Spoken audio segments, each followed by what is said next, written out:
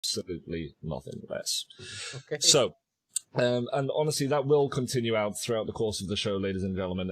If you do indeed have any questions for myself or for the guys, please feel free to ask them. We're friendly. We'll answer pretty much everything, I think. Pretty much everything? Yeah. What's off limits? What color underwear are you wearing? Social security number, that kind of stuff. That's off limits, but everything else is okay. Awesome. McPhail says, you guys mentioned inspiration from shows and movies. Has there been any games that have been somewhat of an inspiration when it comes to the design of those who remain? Yeah. I'd say spiritually / setting speaking, I would say probably Silent Hill and Alan Wake.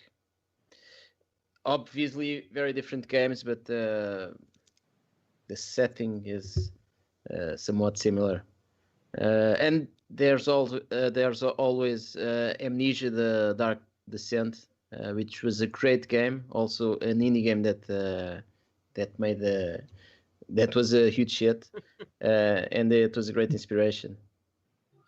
You can kind of see an awful lot of those in different ways in Those Who Remain, to be honest. Like but for those that might not be aware, one of the core themes that you guys one of the core decisions that you guys brought to the table when it came to Those Who Remain was the lack of jump scares. That was something that you were both very adamant early on that it didn't. This wasn't going to be a monster closet game. This wasn't going to be a walk around the corner and something jumps and grabs you and kind of makes you jump. And don't get me wrong, like those do have a place, but this was something that early on you decided that Silent Hill as more of a kind of atmospheric, it was about the immersion, it was around the environment, it was around the audio design, it was around the lack of a visible threat a lot of the time, but the knowledge that it was there at all times. And that is something that personally comes across really, really strong in Those Who Remain. When we're looking at the other things that you mentioned there, the Alan Wake inspiration, I mean, yeah. The setting, the tone, the characters within it, the kind of Americana Twin Peaks Alan Wake feel. You're massive fans of those. Or you're not? We are. We tried to create that vibe within the game, showing the classic American symbols like the muscle cars, the diner, the jukebox, all these small things that appeal to that retro American feel, the Americana vibe. So Alan Wake is is the perfect example of that. The small town that's like that has like a huge nightmare underneath. Just having a quick look in the chat right here, because the questions are coming in thick and fast. Foolish says, directly to the point. You know what? I appreciate your bravado, Foolish. Are they looking to grow the camel to one team? Honestly, I can think of weirder ways to get a job application through the door, but I'll let these two answer that one directly themselves, because I don't know. I don't know. Yeah, we probably will, because if we can, if we can. This game was a huge undertaking for a small team. So next time we are probably going to need a couple of extra hands to help us in some things. And honestly, like there's an awful lot to be said for the small team kind of situation. But I think what a lot of people don't realize is quite how much goes into game development. When you hear an awful lot about the success stories of 1, 2, maybe 4-man teams that put together super impressive projects, and you might hear 1 or 2 a year, but for every one of those, there's probably about 70 that just never make it to see the light of day. So getting the game as as whole and complete and as well put together as it is and out the door, but between the two of you is like I don't think it's an understatement to say that it's just an absolutely fantastic achievement top to bottom, and you should both be super proud of yourself, because that's not something that a lot of people would even want to try. I've attempted to make a video game before on my own, and what happened is I made 4 walls in a 3D editor and then got really, really confused and then just forgot about it. So, I mean, that's not to say that maybe it's not that hard. Maybe I'm just pretty dim, but it's not an easy task at all. But Michael, it looks, obviously Those Who Remain is not going to be your last project. Obviously, probably already have ideas about what you want to be doing next, and where you're taking Camel in the future. And you tend to scale up, right? Your projects get bigger, your aspirations get bigger, your inspirations get bigger. That normally comes with more hands. So I can definitely see that. But there was already a significant amount of people involved in this game. Wired Neil, God bless him, my boss. Hi Neil. Give Neil a wave. He's Neil asking saying, if we can high the five. brothers high five so they meet in the middle. Okay, yeah, you're gonna have to kind of angle it. No, other way. No, other way. You're that way. Bruno, lift that up. This way, right? No, the other one. I'm not seeing my image other one for Bruno. on real time. Other one for Bruno. Bruno. No, Bruno. Other arm. Bruno. Other arm. There you go. Yes.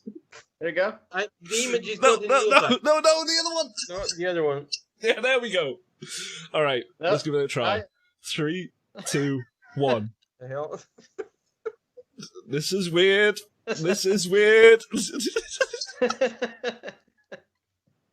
Brilliant.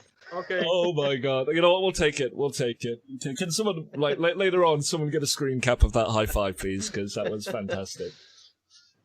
Do I have tiny legs under the table? Okay. No, I don't have any legs, actually. Not since the accident. It's painful to talk about.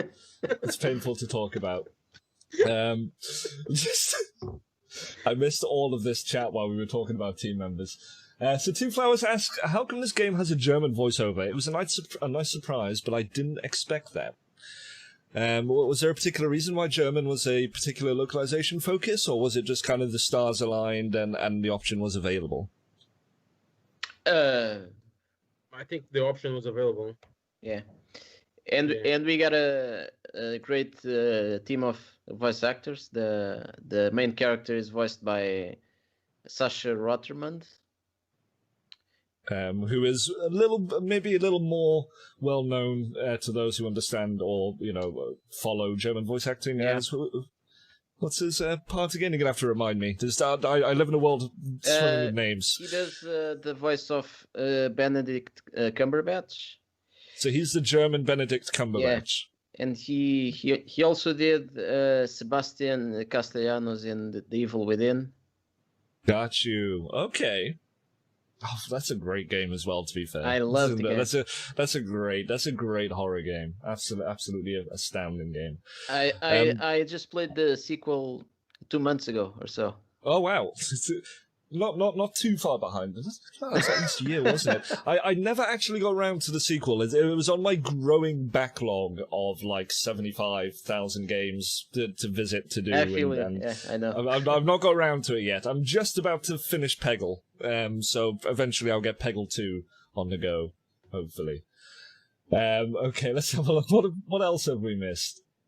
I'm not wearing pants. No, I'm not wearing pants. I've already told you I don't have any legs. Only chair. There is no legs, only chair. Hello, Bearded Banjo. Hello, DJ. Hello, Narika. And hello, Edward75. Backlog. The blessed curse of Gaben, exactly. Just before we delve in, because I do believe due a update from Dormant, where we do have our boots on the ground in Ray Charmer, who is there right now. But just before we dive into his update, what's on both of your backlogs at the minute? Once all of the post-launch care and excitement is done and dusted, well, what are you guys playing next? I'm probably going to jump right into Resident Evil 2 Remake. Nice, solid choice. I'm still a bit behind. Honestly, I kind of preferred that over the third one. But that's just me. The third one was good. It was good. It was just a little bit short. It was a little bit short. But I mean, again, the original Resident Evil 3 was kind of the same, right? It was a little bit shorter. It was a little bit, both great games. Both great games. What about you, Bruno? What's on your playlist? I'm going for. This is an old game. I installed it recently, and I've been playing it. Fear. Ooh, wow. The original Fear? The original Fear, yeah. Oh, wow. Is it your first time through, or is it... It's not, but I don't know why I've been thinking about that game, and I installed it. I've been playing... I've been checking the artificial intelligence in that game. It's really amazing. It's an old game, but the AI there, it's really good. The AI, especially. I mean, people made an awful big song and dance. Not to dive too deep on Fear now, but people made a big song and dance when that game came out, particularly because of its AI. And a lot of it was just super clever pathfinding and actually just level design in the way that they kind of built the levels expecting the AI to kind of flank and be able to do things, which, it sounds really simple nowadays, but, at the time, it was quite phenomenal. How do you find it holds up?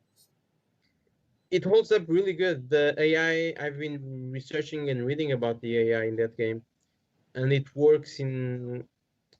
They assign objectives to each soldier, and they communicate between each other, and they are really able to look really smart. Yeah, it's really well done. Of course, the game is a bit dated, but visually, but the gameplay, it's good. I didn't have much time to play it because of the release, but now I think I'm gonna jump into it again. That makes perfect sense. And just before we carry on, I'd see that Citrus Boy and 16 YOLO in the chat. Pleasure to see the pair of you. Welcome to our one stream. I hope you're having a fantastic Thursday.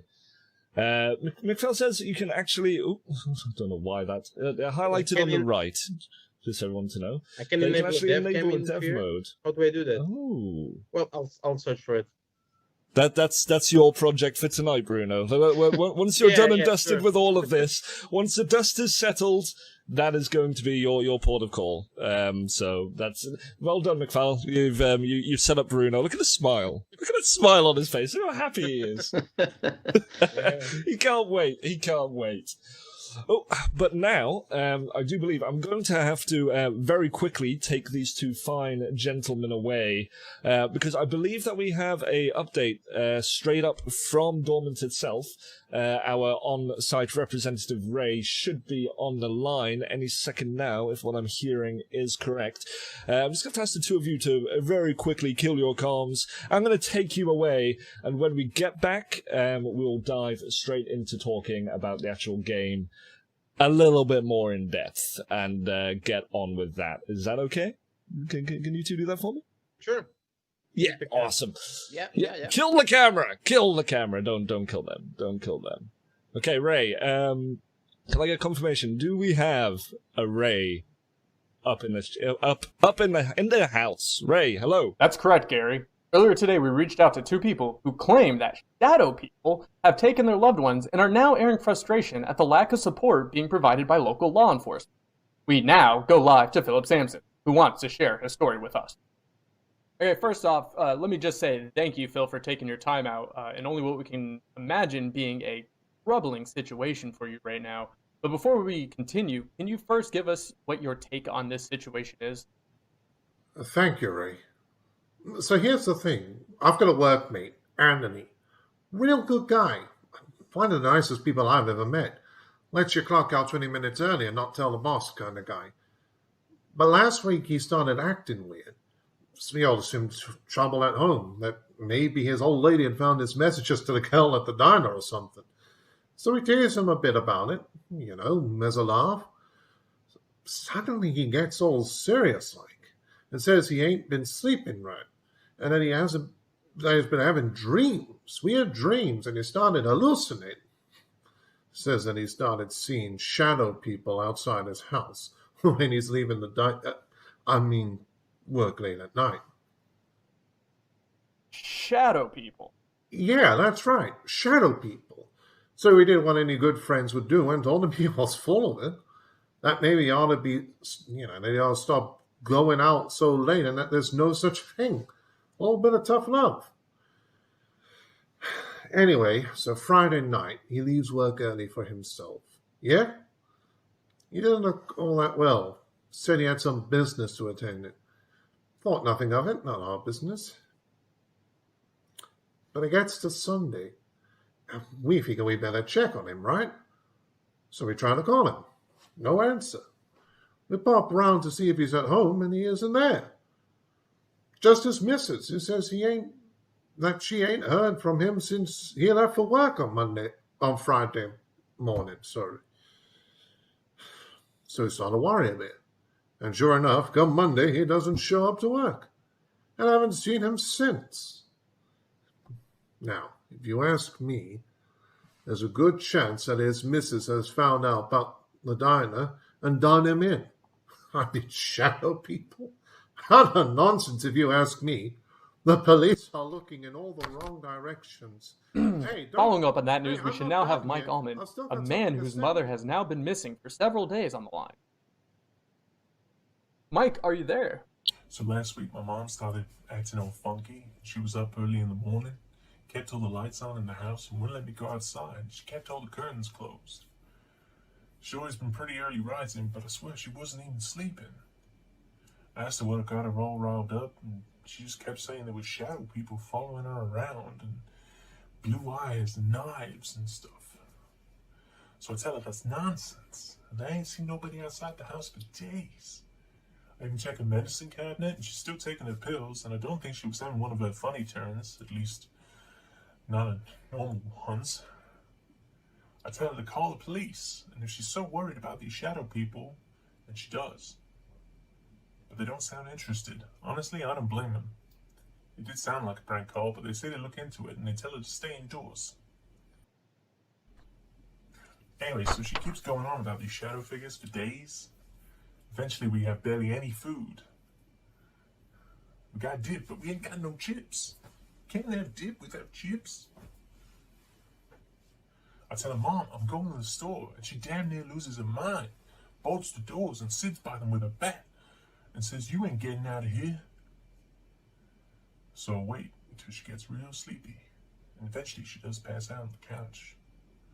So I sneak out and I get all the chips I can carry in one bag, and a pack for the way home.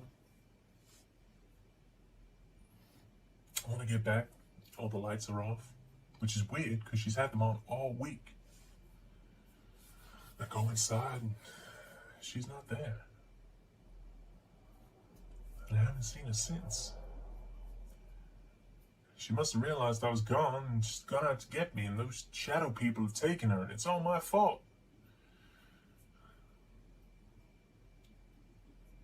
And do you somehow feel like local law enforcement could aid you and people like you a bit more during this disappearance pandemic? That's correct, Gary. Earlier today, we reached out to two people who claim that shadow people we appear to just have had a very slight technical difficulty there. Give me one moment. We will do our very best to get back to there, because we seem to have lost our interviewee mid-cut there. If you give me one moment, just while we try and get a hold of that, I'm actually going to try and bring our boys back into the house. Bruno, Ricardo, are you there? I'm here. You are here? Awesome. Okay, I've got Ricardo as a full... Bruno, where are you, Bruno? There we go! I'm here. Awesome. Welcome back. So, troubling times in Dormant indeed, by the sound of it. Ray on the streets right there, kind of backing us up with the information from the locals, where apparently cases of people being abducted are getting a little bit more frequent than we would like. And apparently, as Chat says, you can't have dip without any chips. So I've just had a little bit of a look here. On the way over, Ray sent some clippings from the local dormant newspapers as it stands, and the list of names is mounting. We got a Rose Dharma here. We been missing now since November 22nd. We got no idea where she is, by all accounts. There's endless. The list is going on here. Just several reports from every kind of news outlet. Do you think, given the current situation, that people over there, do people have a right to be concerned? There was somewhat of a accusation there that local law enforcement probably isn't doing as much as they could to aid people. But when it comes to, shadow people, how do you even investigate something like that? It almost sounds too good to be true. There are some rumors that the local law enforcement isn't doing its best. Some say they might even be involved in what's going on. It's all a huge mystery for now. But the cases are piling. So something bad is going to happen soon, I believe. Sounds almost like a threat, Ricardo. Is there something you're not telling us? No, it's not a threat. It's not a threat. I'm just saying. Okay. Just wanted to be sure. Just wanted to be sure. So, just before we dive into there, we will hear more from Ray over the course of the show, keeping us updated with all of the events going on in Dormant as they happen. Let's have a quick look. Foolish is asking about the price of the game. It feels really cheap compared to the competition. That's a strange one. Games pricing is kind of there's an art to it, isn't there? There's very much a magical kind of, algorithmic approach. There's a gut feel approach, and as Foolish says, a actual looking at the rest of the playing field approach. From our perspective, on the publisher side, the price was very much a case of not undervaluing the game, because it's a bloody fantastic game, but, just kind of knowing exactly what people kind of expect nowadays. It's kind of weird. The industry has this almost kind of race to the bottom approach, especially when you look at things like indie games and the mobile space, where things are, super cheap all the time, and people are trying to equate dollar value per hour, etc., etc. But honestly, we absolutely adore those who remain, and it was our mission, it was our incentive to try and get it into as many hands as possible. That's what we want to do at the end of the day. And sometimes you kind of people look at a price and balk at it and go, no, there's no way I'll justify doing that. I'll wait for it to go on a sale. And, those of you that have visited the Steam page that you're seeing us on right now, will probably have seen that, we do have a launch discount running. And if you do indeed own any of our other Wired Family titles, there is additionally an extra discount on top there. But it very much wasn't put up there in a way to kind of undervalue the game, if that makes any sense, especially when looking at the competition, which is, business is weird, business is business, and Show Business 05 is in the chat. How are we doing, Showbiz? Great to see you. I hope you're having a fantastic Thursday. Catching up with the chat 1 second. Phil's got a dodgy accent. I can't have dip without chips. The news coverage is great. You managed to get Ben Affleck? I don't think Ben Affleck was in my budget. I would have loved to have him on the show. I'm sure Ben Affleck has some very strong thoughts and opinions about the current ongoing events in Dormont. Maybe we'll give it a try. I'll pull the phone out maybe later on, and we'll see if we can get Ben on the line. I think he still owes me after the Chicago incident. I can't talk about that in public though. I do have an NDA. about that particular one. Chicago Wings. Don't ask about it. I can't tell. You know how it is. Can't tell how it is. Ben will be round. So, taking a second, let's move on to the actual game itself. We kind of talked a little about this before we got our update with Ray, and we kind of talked about the inspirations and motivations. And one thing that wasn't, we talked about Silent Hill, we talked about Alan Wake. You mentioned. I've forgotten his name already. You mentioned Amnesia. You get it? Because I forgot the name. Amnesia. It was a news joke. You mentioned Amnesia and how much of an impact that was. I think somebody in the chat mentioned at that particular point that yes, indeed, that was. It basically brought indie horror onto the map. That this kind of. Oh wow! These indie games are actually capable of being as effective, if not more effective, than their AAA counterparts. And you definitely see a lot of Amnesia in the way that Those Who Remain plays, how it interacts, how it presents itself. Keeping your sanity within a particular set of increasingly stressful situations. The kind of physical interaction between you and pretty much everything. Every cupboard, every door you walk up to, you get the ability to kind of jump in and manipulate on hand. It gives it a sense of physicality and presence that is, I think, very, very effective, especially within horror.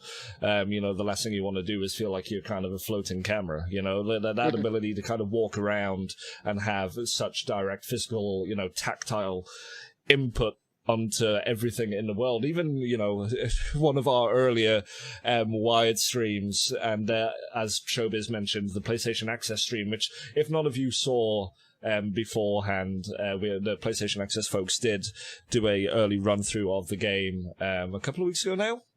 And, got very attached to one of the suitcases that was lying around early doors in the game and carried it with them for quite an unnatural amount of time, as far as I'm concerned.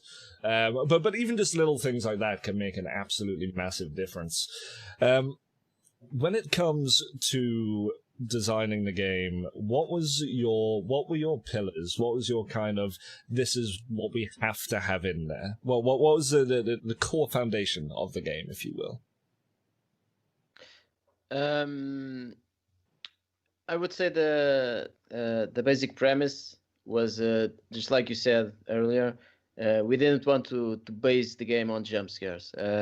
This is a problem, if you may, that I see with games and with movies, that most of horror is based around just a random scream in front of the camera, or a cat jumping, or a loud noise. And that's not exactly horror. It's just loud stuff appearing in front of the camera. And we wanted to create something different, to create a setting that would be dangerous and unnerving to the player by itself, so that the player could always feel the threat of danger. In this case, it's the lack of light. The darkness is the danger, and that was the very first idea, the very first concept that we had.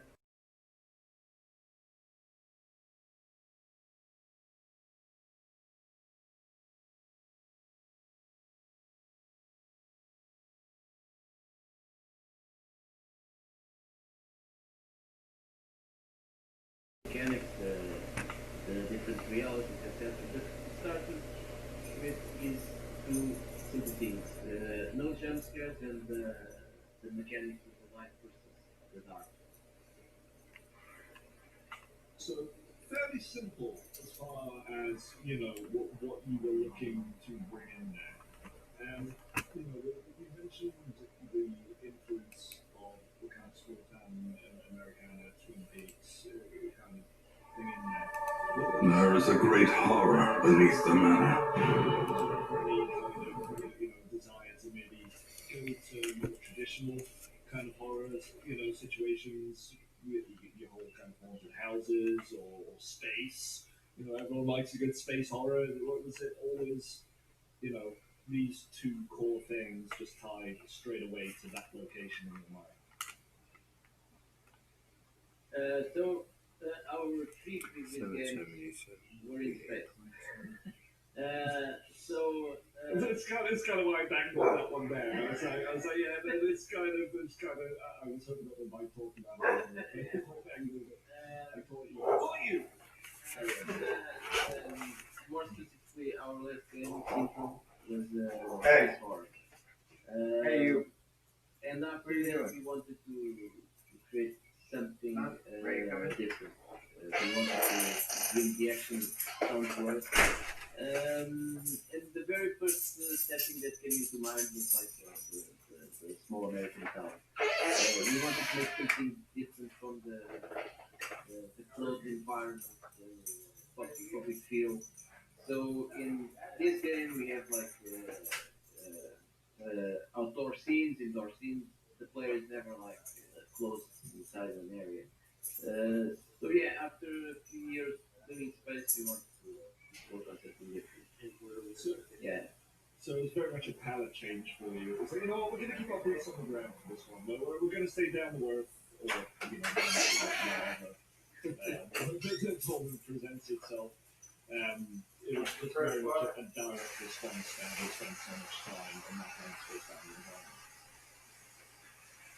Makes a lot of sense. Let's talk about, we were talking about Amnesia a minute ago. We were just having a discussion about some of the influences and Amnesia being kind of one of the big ones in there. Having a look, Mikhail was asking, will there be modding capability in those who remain? I don't know if that's a question either of you can answer at this point. Is there any kind of customization or mod potential available, or is it very much a closed, sealed environment? It's a closed deal at the moment. Yeah, it's closed. There's no mod. Modding? Yeah. That would be pretty cool, though. Although that's how you end up with things like, the Shadow People being replaced by Thomas the Tank Engine or something like that. Like, if Skyrim is to be believed, the first thing that everyone's going to do is replace the Shadow People with Thomas the Tank Engine. And don't get me wrong, there's value in that. There's a fear for everything in there. So I'm sure somebody will see that and kind of immediately have adverse negative reaction. We'll talk about fears in a second, but before we do, we've got Vatican in here. So the game is out. I've been keeping an eye on it ever since I saw it posted on England by the devs. Vatican, welcome. The devs are here right now. We can sit and kind of. Hey Siri, what time is it? And give you all your thanks or your updates or your suggestions or just a good salad or something. They'll take whatever you can throw at them. I'm super glad that you are able to catch up and see it out in the flesh. Jump scares are too spooky. Atmosphere is everything. I agree. Honestly, I kind of appreciate a good jump scare, but it's got to be earned, right? Like it's got to be earned. Like if there's an area where there's a supposed jump scare appearing, There we are, folks. and nothing happens, and it just teases you with it for to so turn back long, on the and then sound. you get to that point where the jump should be, and it doesn't happen. That is like, oh my god, it is such a nerves on edge feeling. And then like a moment later, when you let your guard down and it hits you with it, you're like, okay, you got me. Like, all right, you played me. Well done, but the kind of walk around the corner and have something grab you just cause, that definitely can run its mill. And I'm not just saying that because I'm really scared of Alien Isolation, and I will use any excuse not to play that game. Not at all. Not in the slightest. And good morning there, Snow Leopard. Thank you very much for joining us. Hope you're having a fantastic afternoon. We're joined here, or whatever time zone it is, I guess morning on your end. We're joined here with the developers of Those Who Remain. We're kind of discussing horror, the game. We're going to be jumping into the game itself momentarily. And any moment now, they're throwing out a little giveaway prompt for y'all to potentially grab a couple of keys to do what you want with. Or Macho Man Randy Savage, yeah. The Macho Man Randy Savage dragons flying around doing the dragon shouts in Skyrim. It's a classic, but unless you've got a fear of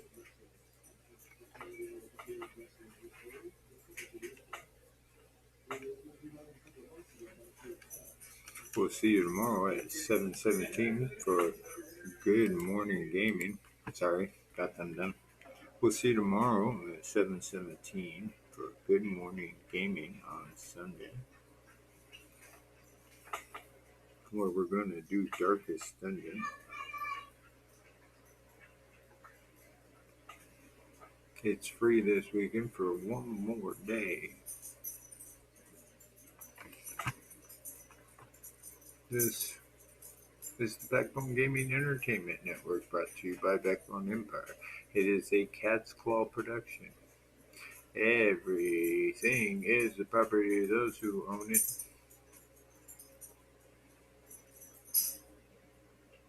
Made possible through Pennyworks. I am the SimuL8Nist. Thank you for your support and patience. And viewers all, thank you for